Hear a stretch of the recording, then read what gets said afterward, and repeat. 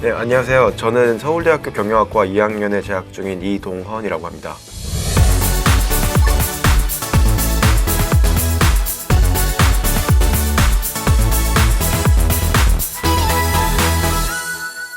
반갑습니다. 자, 저도 오늘 여기서 녹화를 위해서 처음 뵀는데 스튜디오가 환해질 만큼 아주 멋진 학생인 것 같은데 여러분을 위한 많은 이야기 준비했다고 합니다. 자, 그러면 여러분 진정한 변화는 의지 영역이 아니라 인지의 영역이라는 거 알고 계십니까? 그래서 뭐 100번 결심하고 다짐하는 것보다 한 번 제대로 깨닫는 게 굉장히 중요하다고 하는데요. 나보다 먼저 이 길을 갔던 선배의 조언을 함께하는 것도 굉장히 필요하지 않을까 싶은 생각이 듭니다. 자, 오늘 한 시간은요. 공부에 있어서 의지의 영역을 넘어서서 공부에 대한 확실한 인지를 심을 수 있는 시간 준비했으니까요.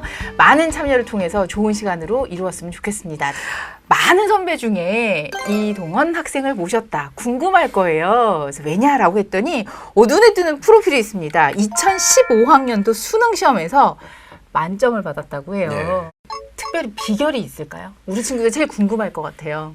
네, 비결을 뭐 한 문장으로 뭐 말하기 힘들겠지만 그래도 요약을 한다면 네. 이제 기출 문제라고 네. 할 수 있을 것 같아요. 그래서 저는 그 평가원에서 냈던 이제 모의고사랑 이제 수능 기출 문제를 그 엄청 많이 반복해서 풀었고요. 그거를 그냥 푸는 데서 그치는 게 아니라 헷갈리는 부분이 있다면 왜 헷갈렸는지, 그렇죠. 틀리는 지점이 있다면 왜 틀렸는지 이런 거를 이제 진짜 계속 철저하게 분석을 하다 보니까 이제 그 출제 경향이라고나 할까요? 그런 어떤 문제를 내는 방식에 약간 눈이 트인 거예요. 그래서 이제 평가원에서 낸 문제들은 웬만하면 다 풀 수 있는 상태가 된 것 같아요. 네. 자, 여기서 여러분 잘 들으셔야 합니다. 단순히 문제만 많이 푸는 게 아니라 왜 틀리고 왜 맞았는지 꼼꼼하게 분석을 했다. 이게 결정적인 것 같아요. 그렇죠?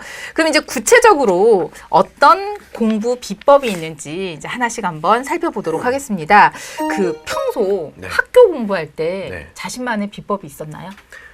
이거는 뭐 고등학교 때도 그랬고 지금도 쓰는 방법인데요. 이제 모든 과목을 공부를 할 때 네. 이제 범위에 있는 걸 처음부터 끝까지 이제 좀 눈을 훑어봐요. 그리고 나서 다시 처음부터 아예 백지에다가 손으로 이제 쓰면서 이렇게 공부를 하는 거죠. 네. 그리고 마지막에는 책 목차를 보고 그 해당 단원에 있는 내용들을 백지에다 그냥 암기해서 적어보는 거예요. 네. 네, 그렇게 되면 내가 어느 부분을 내가 암기를 못하고 있고 혹은 이해를 못하고 있고 이런 것들을 좀 알 수 있으니까 네, 그렇게 하는 게 효과적이었던 것 같아요. 자, 알겠습니다. 그러면 우리 과목별로 구체적으로 한번 살펴볼 수 있도록 하겠습니다. 그래서 자, 지금 저희가 차트를 하나 준비를 했어요. 보시면 이동헌의 과목별 공부다. 자, 그러면 5라고 했는데 수능 위주로 해주세요. 네, 수능도 결국엔 학교 수업에서 또 이어지는 거니까 자, 국어의 과목별 공부법 한번 뜯어볼까요? 짜잔. 네. 문학, 재미를 붙여라. 비문학은 기출만 10번을 봐라. 그러니까 국어가 이제 그 크게 이제 문학과 비문학으로 나뉘잖아요. 네. 근데 이제 문학 공부는 어떻게 하냐 이렇게 물어보는 사람들이 좀 있었는데 이제 기본적으로 좀 재밌어야 하는 것 같아요. 그쵸. 특히 재밌을 수가 있는 과목이잖아요. 문학이라는 거는 시, 소설 이런 것들. 네. 그래서 그럼 읽으면서 내가 이걸 문제를 풀어야 되기 때문에 혹은 이게 시험에 나오기 때문에 이걸 보는 게 아니라 그냥 네. 이 자체가 재밌고 나한테 뭔가 감동을 주기 때문에 내가 이걸 읽는다 이런 생각으로 읽었어요. 그냥 시 읽고 소설 읽는다는 네. 느낌으로 하다 보니까 자연스럽게 공부가 됐던 것 같고 이제 비문학은 기출 아까도 제가 강조를 드렸지만 네. 역시 이제 기출 문제를 반복해서 풀고 이게 반복해서 풀다 보면은 또 신기하게 네. 옛날에 틀렸던 거를 또 틀리고 그러거든요. 맞아요. 틀린 네. 것도 틀리고. 네, 그게 이제 자기가 이제 취약한 부분인 거죠. 네, 아무튼 그런 식으로 해서 뭐 네. 분석을 하는 식으로 네, 기출에 좀 네. 많이 투자를 했던 것 같아요. 그러면 문학 중에서 뭐 혹시 재밌어서 기억나는 거 뭐 있어요? 3년을 그래도 국어를 배우면서. 그 뭐지? 제가 재밌었던 기억은 네. 그러니까 재밌어서 기억에 남았던 게 아니라 이제 그 모의고사를 풀다가 약간 울었던 적이 있어요. 어떤 작품을 읽고. 문제를 풀다가. 네.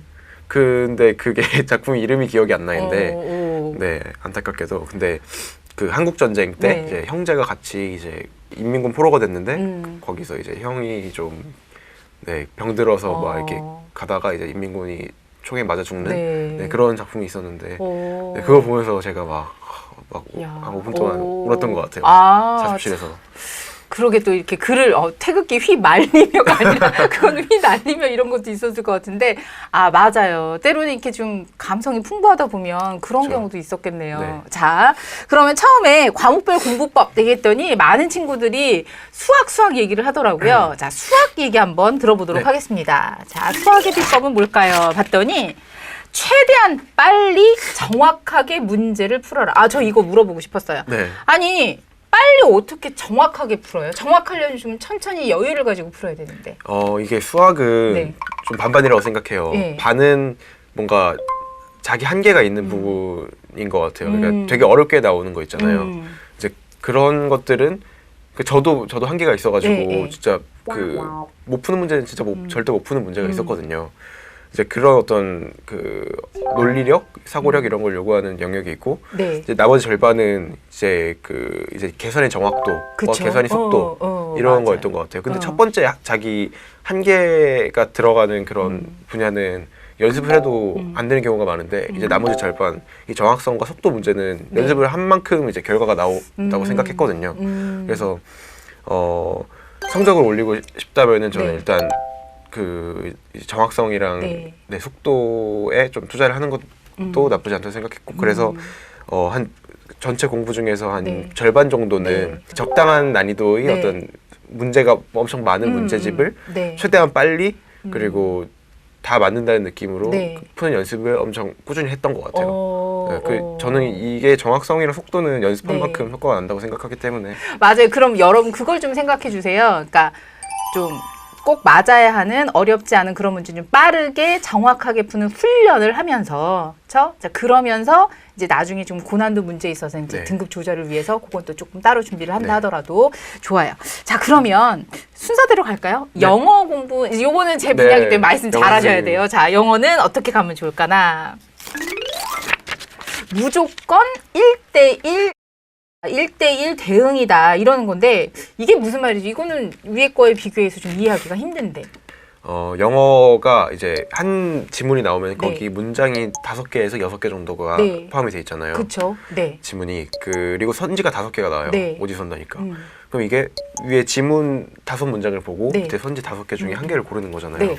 이게 분명히 대응되는 문장이 있을 거라고 생각을 했어요. 그렇죠. 네, 그래서 그러니까 예를 들면 주제를 고르는 문제라면은 주제를 담고 있는 문장이 네. 지문 5개 문장 중에 한 개는 있을 거고 네. 이제 빈칸 채우기라면은 그 네. 빈칸과 연결되는 문장이 5문장 중에 한 문장은 있을 거다. 네. 이런 식으로 생각을 했고 그래서 이제 어떻게 이 대응을 찾는가 이 정답과 대응되는 지문을 네.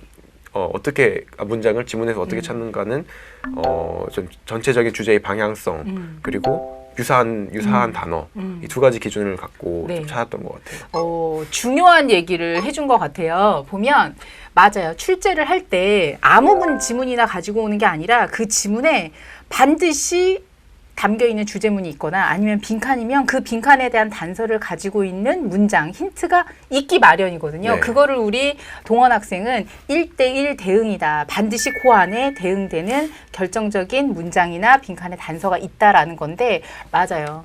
그러니까 대부분의 친구들은 그냥 무작정 읽으니까 어디에서 찾아야 할지 때로는 벗어나서 생각하기 네. 쉬운데 분명 이 안에 있다. 네. 그리고 마치 보물찾기 하는 것처럼 그렇죠. 논리의 구조를 찾아가는 네. 거니까 거 보세요. 만점은 뭐가 달라도 다릅니다. 자, 그러면 마지막으로 우리 최근 들어서 이 탐구가 우리 3학년 수험생들은 알 거예요. 국영수 중요하다, 어렵다라는 거는 다 알고 있지만 이게 마지막으로 갈수록 탐구가 갖는 비중이나 이 네. 난이도 같은 게 쉽지가 않더라고요. 네, 자, 그렇죠. 탐구에 대한 과목별 공부 어떤 게 있을까요? EBS 수능 특강의 개념 옮겨적기 드디어 나왔습니다. 아유, 또 EBS 여기서 이렇게 보니까 반가운데 수능 특강의 개념을 옮겨 적는다. 좀 자세히 설명해 주세요. 네, 이제 우리가 탐구 공부를 할 때 네. 되게 다양한 방식으로 공부를 하잖아요. 인강도 듣고 이제 교과서로 그렇죠. 학교 수업도 듣고 그리고 혼자서 EBS 문제집도 풀고 또 다른 모의고사나 그런 문제들도 풀고 그러잖아요. 네. 굉장히 자료가 엄청 많아져요. 네. 근데 분명히 이게 이 자료에는 없는 내용이 이 자료에는 있고 그렇죠. 또 이 자료에 없는 게 여기 있고 네. 이렇게 분산된단 말이에요. 그 분산된 내용들을 네. 한 곳에 모아놓는 게 필요한데 저는 그거를 EBS 수능 특강이 네. 가장 구성이 잘 돼 있다고 생각했기 맞아요, 때문에 맞아요. 새로 알게 된 게 있으면은 이제 그 내용이 해당되는 그런 네. 그 파트에다가 그걸 옮겨 적는 거예요. 네. 네, 그러면은 나중에는 네. 진짜 막 이제 고3 여름방학 정도 되면은 이제 그것만 보면 되는 거예요. 수능 특강만. 그렇죠. 네.